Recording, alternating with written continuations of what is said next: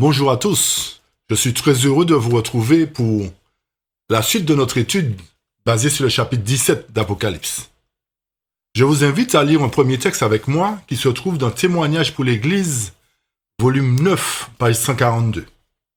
En utilisant des graphiques, des symboles et des représentations de toutes sortes, le ministre peut faire ressortir la vérité clairement et distinctement.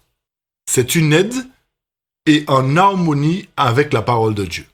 À travers ce texte, nous allons tout à l'heure utiliser une représentation imagée pour nous permettre de mieux comprendre cette étude. Parce que c'est à la fois une étude complexe, quand on ne la maîtrise pas, et très facile à comprendre. Je vous invite maintenant à ouvrir vos Bibles avec moi au chapitre 17 à partir du verset 8, puisque la fois précédente, nous nous étions arrêtés au verset 7. Je lis ce qui suit. La bête que tu as vue était, et elle n'est plus. Elle doit monter de l'abîme et aller à la perdition. Et les habitants de la terre, ceux dont le nom n'a pas été écrit dès la fondation du monde dans le livre de vie, s'étonneront en voyant la bête parce qu'elle était et qu'elle n'est plus et qu'elle reparaîtra.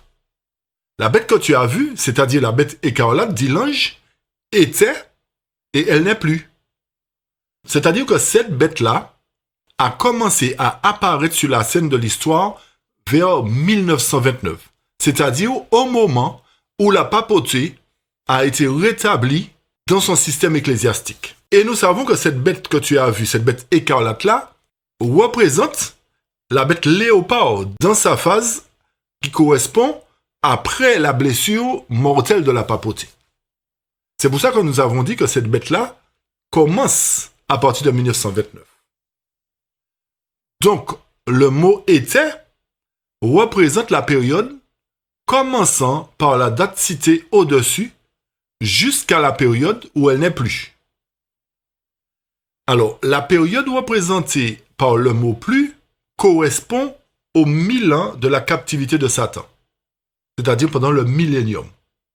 C'est pour cette raison qu'Apocalypse 20, versets 2 et 3 nous dit « Il saisit le dragon, c'est-à-dire Christ, saisit le dragon, le serpent ancien qui est le diable et Satan, et il le lia pour 1000 ans. Il le jeta dans l'abîme, ferma et scella l'entrée au-dessus de lui, afin qu'il ne séduise plus les nations jusqu'à ce que les 1000 ans soient accomplis. Après cela, il faut qu'il soit délié pour un peu de temps. » Cette période-là commence avec la seconde venue du Christ. C'est-à-dire les 1000 ans commencent avec la seconde venue du Christ et à la fin de ce monde actuel. C'est-à-dire que c'est quand le Christ revient, quand il met fin au monde actuel, que les 1000 ans commencent. Et c'est à ce moment-là aussi que l'écriture d'Apocalypse 20, verset 6 sera accomplie, qui nous dit « Heureux et saints ceux qui ont part à la première résurrection. La seconde mort n'a point de pouvoir sur eux, mais ils seront sacrificateurs de Dieu et de Christ, et ils régneront avec lui pendant 1000 ans. » Alors cela nous montre que le mot « plus » se réfère effectivement à la période des 1000 ans. Nous revenons dans le texte qui nous dit que la bête que tu as vue, au verset 8, était et elle n'est plus. Et elle doit monter de l'abîme. Nous avons déjà expliqué la première partie de l'écriture, citée qui était et qui n'est plus. Nous avons déjà expliqué cela. Maintenant, nous allons considérer la phrase qui dit « elle doit monter de l'abîme ». Nous allons chercher à savoir que représente déjà premièrement l'abîme. Pour cela, je vous invite à lire la tragédie des siècles avec moi à la page 715. Le voyant de Patmos prédit l'exil de Satan et l'état chaotique auquel la terre sera réduite. Il annonce que cette désolation durera 1000 ans. Après avoir décrit le retour du Seigneur et la destruction des méchants, le prophète ajoute « Je vis descendre du ciel un ange qui avait la clé de l'abîme et une grande chaîne dans sa main. Il saisit le dragon, le serpent ancien qui est le diable et Satan, et il le lia pour 1000 ans. Il le jeta dans l'abîme, ferma et scella l'entrée au-dessus de lui, afin qu'il ne séduisit plus les nations jusqu'à ce que les 1000 ans fussent accomplis. Après cela, il faut qu'il soit délié pour un peu de temps. Le mot abîme désigne la terre dans son état chaotique et ténébreux. Cela ressort d'autres passages des Écritures. On lit que la terre au commencement, avant son organisation, était informe et vide et qu'il y avait des ténèbres à la surface de la terre. À travers ce texte, nous avons la définition du mot abîme qui désigne la terre dans son état chaotique et ténébreux. Mais nous voyons aussi à travers ce texte que l'apôtre Jean prédit l'exil de Satan pendant cette période de 1000 ans, pendant le moment où la terre sera dans son état chaotique. Remarquez bien que le texte nous dit qu'il fut jeté dans l'abîme et l'ange scella l'entrée au-dessus de lui afin qu'il ne séduisît plus les nations. Cela voudrait dire quoi? Ça voudrait dire que Satan, à un moment donné, va se retrouver seul, sans humain à séduire. Le fait qu'il scelle l'entrée au-dessus de lui, ça ne veut pas dire qu'on l'a mis dans un trou et que les habitants de la terre sont encore vivants. Ce n'est pas ce que le texte veut nous dire. Puisque, rappelez-vous que quand Jésus revient, avant les 1000 ans, disons juste au commencement des 1000 ans, tous les méchants doivent mourir. Il s'ensuit par là que le fait que le texte nous dit que Satan fut jeté dans l'abîme et l'ange scella l'entrée au-dessus de lui, montre qu'il n'avait plus la possibilité de faire quoi que ce soit. Puisque l'œuvre de Satan, c'est une œuvre de séduction, rappelez-vous. Mais s'il n'a personne à séduire, si tout le monde est mort, ça voudrait dire que sa séduction ne sert à rien à partir de ce moment-là. C'est pour cela qu'il est considéré comme étant scellé, qu'il est lié pour 1000 ans. Il n'a plus le droit, en fait, de séduire quiconque. Et il ne peut plus aller vers les autres mondes non plus qui n'ont pas péché. C'est pour cela qu'il est lié, parce qu'il aurait pu dire, bon, comme je n'arrive pas, je n'ai pas d'humain à tenter, eh bien, j'irai vers les autres mondes pour encore les séduire. Cela nous montre qu'il n'a plus accès à quoi que ce soit, qu'il n'a plus le pouvoir d'aller séduire qui que ce soit.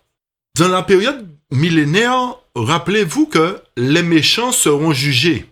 Et à la fin de ce jugement-là, ou encore à la fin de ces 1000 ans-là, Christ et ses saints retourneront sur la terre. C'est pour cela que l'apôtre Jean témoigne de cela et nous dit dans Apocalypse 21, verset 2, « Et je vis descendre du ciel d'auprès de Dieu la ville sainte, la nouvelle Jérusalem, préparée comme une épouse qui s'est parée pour son époux. » Alors, quand Christ, avec les saints et la ville descendent, alors l'écriture qui se trouve dans Apocalypse chapitre 20, verset 13, va s'accomplir. C'est-à-dire, la mer rendit les morts qui étaient en elle, la mort et le séjour des morts rendirent les morts qui étaient en eux, et chacun fut jugé selon ses œuvres. Ce verset 13 se réfère aux méchants qui doivent ressusciter après les 1000 ans. Pour quelle raison? Parce que le verbe fut se trouve être au passé. Et cela montre que ces gens-là qui ressuscitent dans Apocalypse 20, verset 13, sont jugés avant leur résurrection. Et après la résurrection des méchants, Satan sera relâché à ce moment-là de sa captivité pour un peu de temps. Ça voudrait dire effectivement qu'il pourra à nouveau séduire les nations, séduire les humains, parce que l'Éternel a permis aux humains de ressusciter une seconde fois, c'est-à-dire de sortir de leur sommeil pour être séduits par Satan, pour pouvoir mener le dernier assaut contre la cité de Dieu. C'est de cette façon-là que la bête, c'est-à-dire le monde, rappelez-vous qu'à chaque fois qu'on parle de bête, on parle du monde, c'est-à-dire les peuples, des nations et des foules. Alors c'est de cette façon-là que la bête, c'est-à-dire le monde, montera de l'abîme. C'est-à-dire il va renaître de cette sorte, le monde va ressusciter pour pouvoir être séduit à nouveau par Satan, comme j'ai dit, et pouvoir mener le combat, le dernier combat contre la cité de Dieu. Mais l'ange dit aussi que la bête doit aller à la perdition. Remarquez bien que le texte nous dit que la bête doit aller à la perdition. C'est-à-dire que ce système-là après qu'il ait été rétabli, entre guillemets, après que les morts aient été ressuscités, c'est-à-dire les méchants aient été ressuscités pour être séduits une seconde fois par Satan, c'est-à-dire après qu'elle soit montée de l'abîme, Satan est relâché aussi pour un peu de temps seulement. C'est-à-dire, à la fin de ce peu de temps, la mort et le séjour des morts furent jetés dans les temps de feu. C'est-à-dire, suite au fait qu'ils ont été relâchés pour ce peu de temps-là, eh bien, à la suite de ce peu de temps, les méchants, ainsi que Satan, sont jetés dans les temps de feu. Et qu'est-ce que les temps de feu? C'est la seconde mort, les temps de feu, nous dit Apocalypse 20, verset 14. Quiconque ne fut pas trouvé écrit dans le livre de vie fut jeté dans les temps de feu. La seconde mort des méchants est une mort éternelle. Abdias 16 nous dit « Et elles seront comme si elles n'avaient jamais été », c'est-à-dire les nations. En parlant de la destruction de Satan, le prophète Ézéchiel par contre dit « Tous ceux qui te connaissent parmi les peuples sont dans la stupeur à cause de toi. Parce que tu es réduit à rien et tu ne seras plus à jamais. » Ça veut dire que Satan ainsi que ses suppôts, que ses anges seront anéantis à tout jamais. Après le peu de temps qu'il leur sera accordé pour attaquer, pour créer des armes, pour attaquer la cité, pour détruire. Mais nous savons que l'Éternel aura la victoire finale. Déjà, l'Éternel a eu la victoire sur Satan, mais dans le dernier combat qui sera entamé, eh bien, l'Éternel va détruire définitivement tous les méchants. Et un autre texte qui se trouve dans Malachie 4, verset 1, nous dit encore « Car voici le jour vient, ardent comme une fournaise, tous les hautains et tous les méchants seront comme du chaume. Le jour qui vient les embrasera, dit l'Éternel des armées, et il ne leur laissera ni racine ni rameau. » C'est de cette manière-là que la bête ira à la perdition. La définition du mot perdition représente une destruction totale, une perte complète de l'âme ou du bonheur dans un état futur. Ça veut dire qu'ils ne vont plus exister après ce moment-là.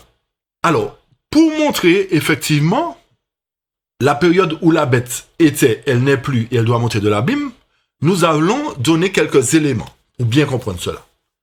Nous allons faire un petit résumé. Le texte nous dit la bête qui était. C'est-à-dire, elle était avant le millénium. Cette bête écarlate-là sur laquelle la femme était assise est avant le millénium.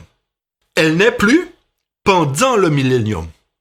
C'est-à-dire, pendant les 1000 ans de captivité de Satan, le système mondain, le système mondanisé, n'existe plus pendant 1000 ans. Et cette bête-là, et aussi Satan, mais particulièrement cette bête-là, doit monter de l'abîme. Ça veut dire qu'elle doit reprendre vie.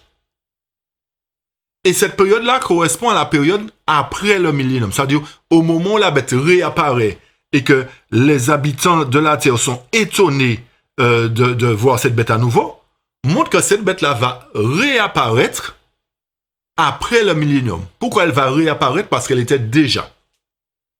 Elle existait déjà avant le millénium.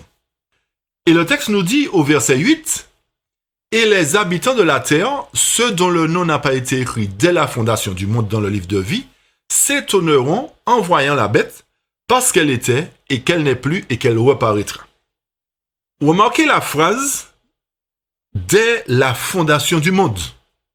Ce terme inclut tous les méchants depuis le commencement du monde. Cela nous montre que ces méchants-là, et plus particulièrement ceux qui ont vécu au moment où cette bête-là était, sont étonnés.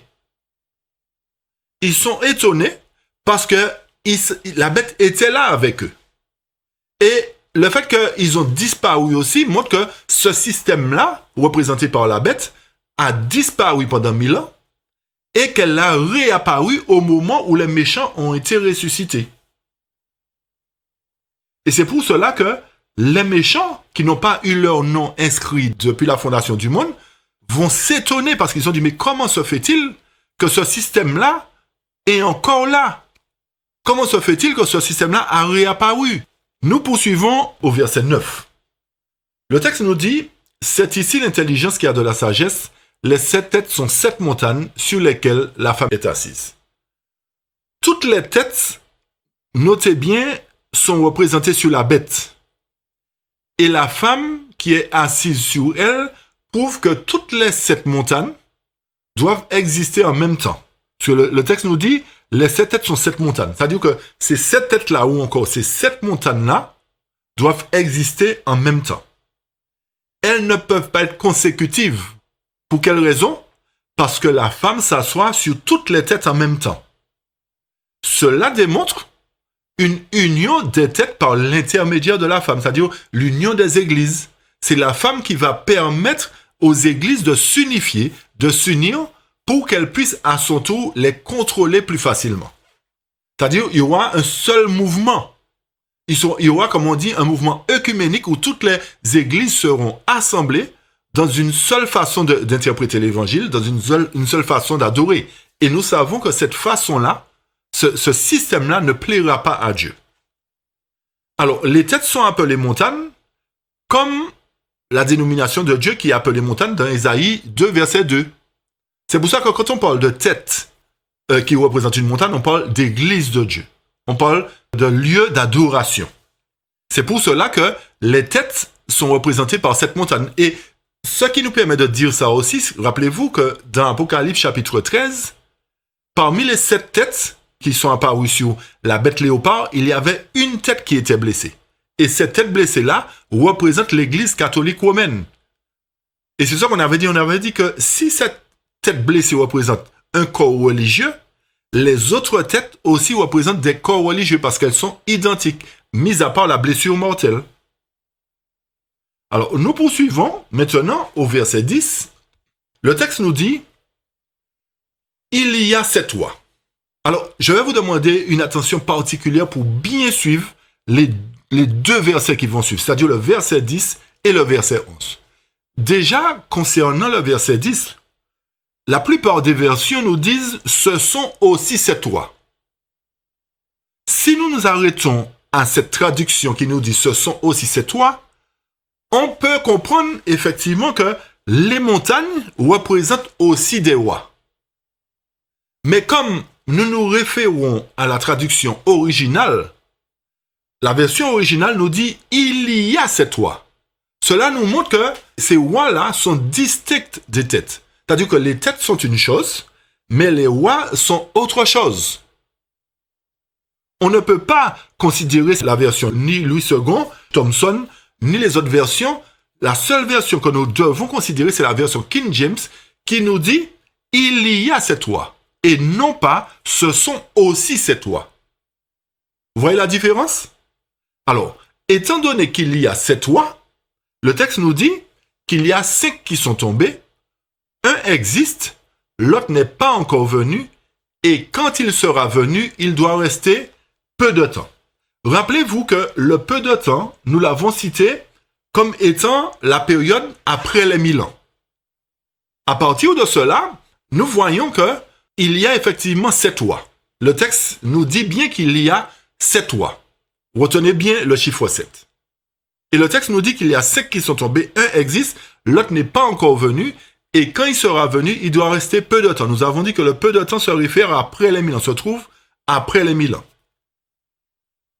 Donc, les têtes, comme j'ai dit précédemment, ne peuvent pas être symboles des rois.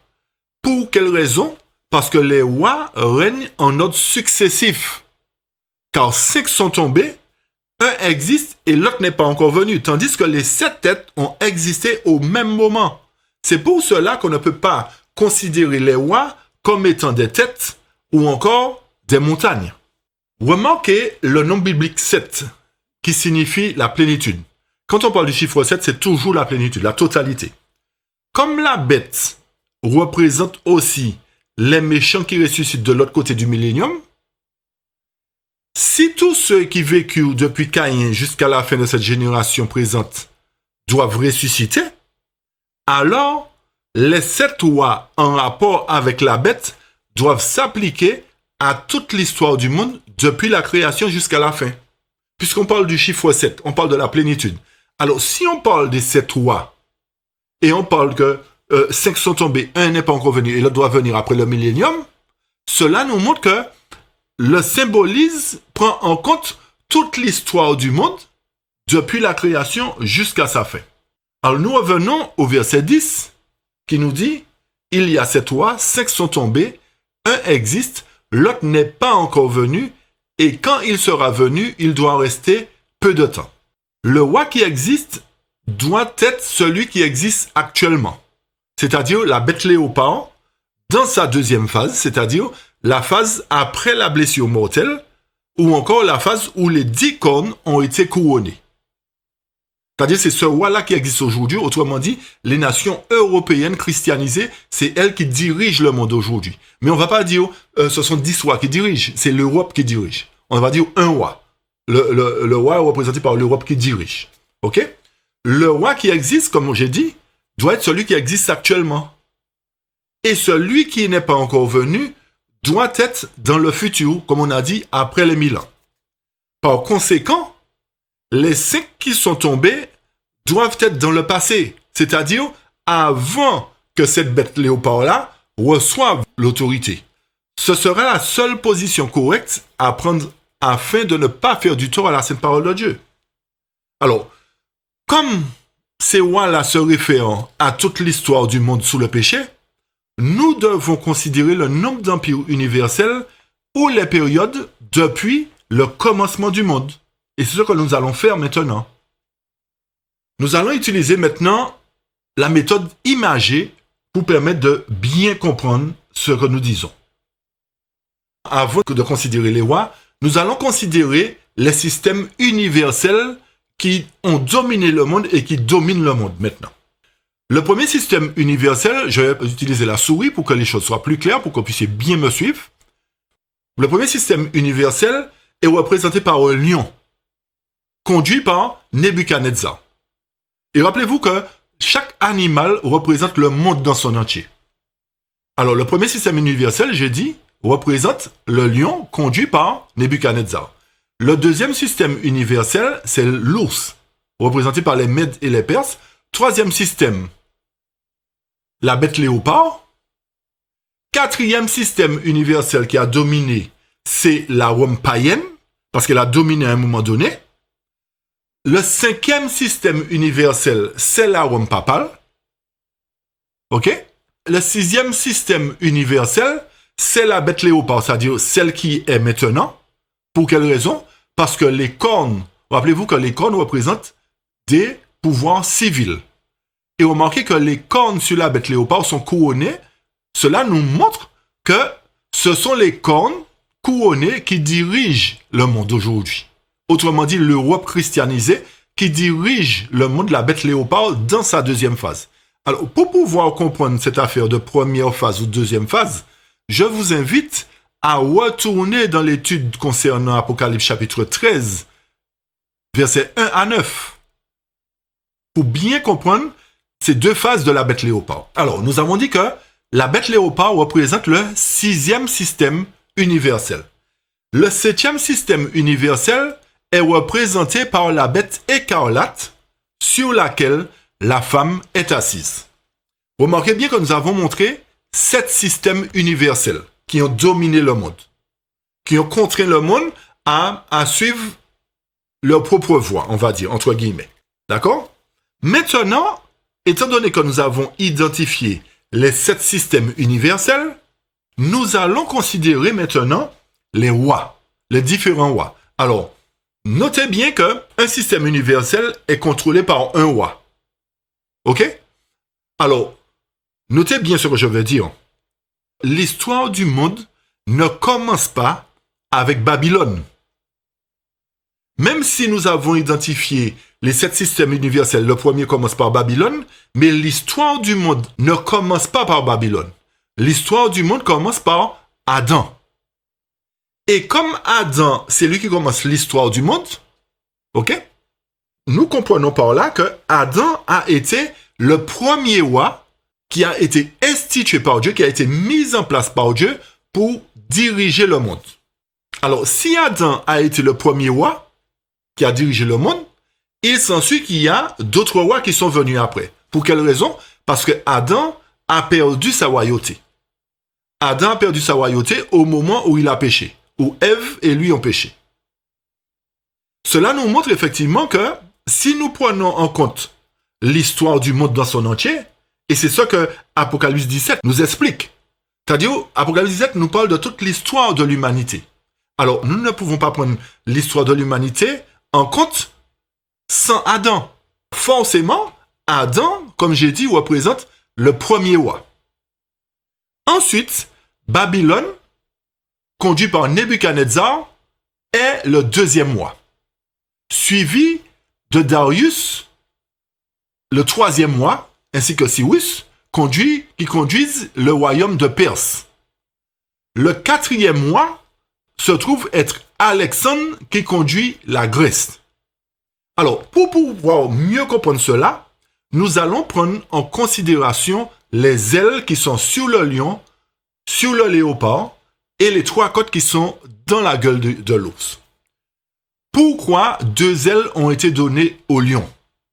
Est-ce que cela veut dire la rapidité? Est-ce que ça veut dire la puissance? Non. Cela représente des périodes de temps. Rappelez-vous dans Apocalypse chapitre 12. Je vous invite aussi à revoir cette étude d'Apocalypse 12 pour nous montrer que les ailes représentent des périodes. Alors, étant donné que sur le lion, il y a deux ailes, cela nous montre que le lion représente la deuxième période de temps depuis la création. OK? Le lion représente la deuxième période depuis la création. C'est-à-dire, une aile représente la première période depuis Adam. La deuxième aile trouve son accomplissement après le déluge, puisque le déluge met fin à la première période de temps. Autrement dit, le lion est représenté par le deuxième royaume après Adam, le deuxième roi après Adam, mais se trouve être le premier système universel à dominer le monde et à opprimer le monde et à conduire le monde aussi dans une fausse adoration. Je reprends ce que je dis pour que ça soit clair. Adam, c'est le premier roi. Babylone, c'est le deuxième roi.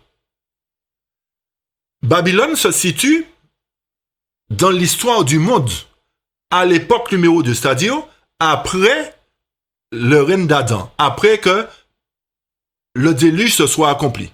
Mais Babylone se trouve aussi être le premier système universel mondain. Suite à cela, les Mèdes prennent place après Babylone. Et comme les Mèdes, l'ours possède trois côtes dans sa gueule, cela nous montre que la période des Mèdes et des Perses correspond à la troisième période de temps, d'accord, qui parle depuis la création. Et encore, cet ours-là, conduit par Darius, représente le troisième roi qui a dominé le monde. Il est le troisième roi à partir de la création, mais il est représenté comme étant le deuxième système universel qui a conduit le monde. Remarquez que les systèmes universels, c'est-à-dire Babylone le premier, les Mèdes et Grèce, tout ça, et tous les autres, sont sortis de l'ancien monde, sont sortis de la mer. Adam n'est pas sorti de la mer. Adam est sorti de la main du Créateur.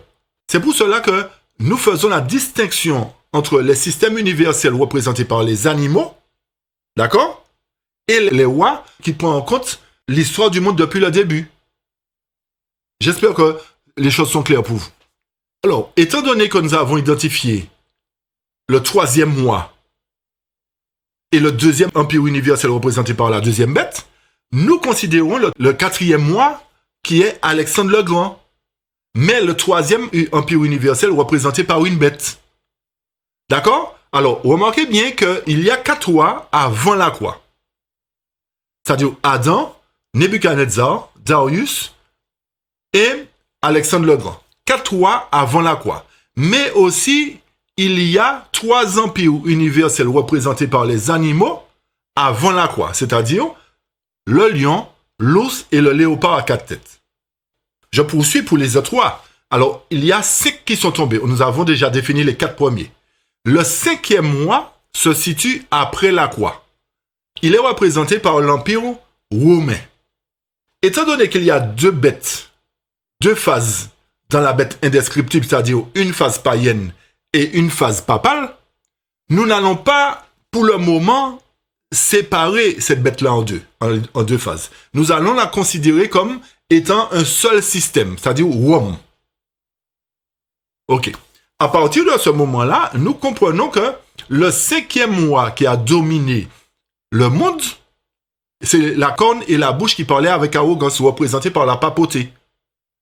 Et le texte nous dit qu'il y a 7 rois. 5 sont tombés. Les 5 qui sont tombés, c'est Adam, Babylone, Mède, Grèce et Rome. Ce sont les 5 qui sont tombés. Et le texte nous dit, un existe en ce moment. Celui qui existe, on a dit, c'est la bête léopard avec les cornes couronnées. Et l'autre n'est pas encore venu. Alors, nous voyons qu'il y a 6 rois, c'est-à-dire en comptant celui qui existe en ce moment, il y a 6 rois, mais qu'il y a 5 qui sont tombés. OK? Et que l'autre n'est pas encore venu. Parlons du 7e mois. Celui après le millénium, c'est-à-dire celui-là, après le millénium, le texte dit, quand il sera venu, il doit rester peu de temps. Cela correspond à Apocalypse chapitre 20, verset 3, qui nous dit, après cela, il faut qu'il, c'est-à-dire Satan, soit délié pour un peu de temps. Le 7e mois doit prendre naissance après le millénium. Notez ça bien. Le verset 11 nous dit, la bête qui était, c'est-à-dire l'image de la bête plus précisément, qui était, c'est-à-dire avant le millénium, et qui n'est plus pendant le millénium, est elle-même un 8e mois. Et elle est du nombre des 7. C'est-à-dire que, quand on compte les rois, on a dit Adam, Nebuchadnezzar, Darius, Alexandre, la Rome, la bête léopard conduite par l'Europe.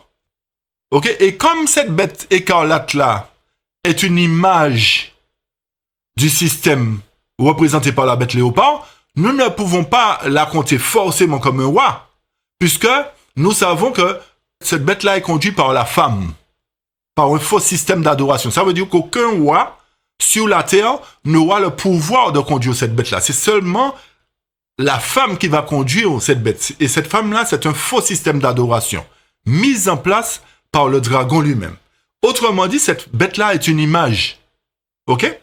Alors, comme elle est une image, et que le texte nous dit que la bête qui était, là on parle de bête, on ne parle pas de roi, la bête qui était, avant le millénium, n'est plus pendant le millénium, et le fait qu'elle revient après le millénium, on la compte comme un 8e mois, mais retenez bien qu'elle fait partie du nombre des 7. C'est-à-dire que c'est une reproduction encore à nouveau. Cette bête écarlate-là va reprendre naissance. Et c'est pour ça qu'elle fait partie du nombre des 7. Mais elle est comptée comme un 8e mois. Tout ça pour nous montrer effectivement qu'il faut bien tenir compte de tout ce qui est dit. La bête qui était et qui n'est plus est elle-même un 8e mois et elle est aussi l'un des 7. Comment peut-elle être un 8e mois et faire partie des 7? C'est-à-dire que c'est simplement une reproduction encore qui est là. C'est simplement une reproduction de la bête écarlate qui est là. Elle est comptée comme un 8e, mais elle est du nombre des 7. C'est-à-dire qu'elle est comptée comme 7 rois. Cela nous montre qu'il y a 7 rois qui dominent le monde.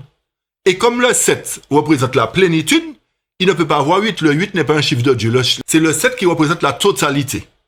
Alors tout ça pour nous dire, effectivement, qu'il y a 7 systèmes, 7 rois et 7 bêtes qui ont conduit le monde.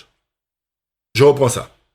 Il y a 7 systèmes universels, 7 rois et 7 bêtes. Nous avons identifié les rois, nous avons identifié le système universel, les 7 systèmes universels. Nous allons maintenant identifier les 7 bêtes. Et c'est là que vous allez comprendre qu'elle est un 8e, mais elle est du nombre de 7. Alors, on va identifier les 7 bêtes universelles. La première bête, le lion. La deuxième, l'ours. La troisième, le léopard à 4 têtes. La quatrième bête, Wom, dans ses 2 phases. La 5e bête, la bête léopard couronnée. La 6e bête, la bête qui a les cornes d'agneau. Et la 7e bête, la bête écarlate. Alors nous voyons qu'il y a 7 bêtes. qu'il y a aussi 7 systèmes universels qui dirigent le monde. D'accord? Analysez bien ce que je dis. Il y a 7 systèmes universels. Le 7e système universel est la bête écarlate conduite par la femme. Mais la dernière bête après le millénium est conduite par Satan lui-même, comme j'ai dit. Mais c'est toujours le monde qui est là. Le monde méchant qui est représenté par la bête après les 1000 ans. C'est pour ça qu'elle fait partie des 7. Pour terminer, pourquoi elle fait partie des 7? La bête qui était et qui n'est plus est elle-même un 8e mois et elle est du nombre de 7 et va à la perdition. Elle est le 8e mois, c'est-à-dire cette bête-là est le 8e mois. Elle est du nombre des 7 parce qu'elle était, elle n'est plus et elle existe encore. C'est-à-dire la bête écarlate apparaît sur la scène une deuxième fois. Elle apparaît premièrement avant le millénium et deuxièmement après le millénium, à travers la seconde résurrection. Et à ce moment-là, donc, le fait qu'elle ait un 8e mois, mais elle est du nombre des 7, elle va à la perdition. C'est-à-dire, elle va vers la seconde mort, la mort définitive. Notez bien un point, c'est que le dragon rouge dans Apocalypse 12, verset 3, ne peut pas être compté avec les nombreuses bêtes. Pour quelle raison? Car il n'est pas un symbole d'une quelconque nation ou gouvernement. Le dragon n'est pas une nation, le dragon n'est pas un gouvernement. Le dragon, c'est le diable lui-même. Alors, il ne peut pas être pris en compte parmi les bêtes décrites dans Daniel et dans Apocalypse. Alors, j'espère, chers amis, que cette étude-là vous a permis de mieux comprendre le symbolisme des bêtes. Quels sont les systèmes qui dirigent le monde et qui vont diriger le monde? Je prie Dieu qu'il puisse ouvrir votre intelligence, que le Saint-Esprit puisse vous bénir pleinement et qu'il puisse vous accorder tout le discernement, toute la clairvoyance, afin que, en révisant cette étude-là et en collant ces études-là avec Apocalypse 12, Apocalypse 13, vous puissiez mieux comprendre le symbole de l'histoire du monde à travers ces symboles prophétiques. Que l'Éternel vous bénisse encore et qu'il vous garde. Et je vous invite à nous rejoindre pour la suite de notre étude concernant les 7 derniers versets d'Apocalypse 17. Que l'Éternel vous garde encore une fois et qu'il vous accorde sa grâce et qu'il vous comble de ses bienfaits. Amen.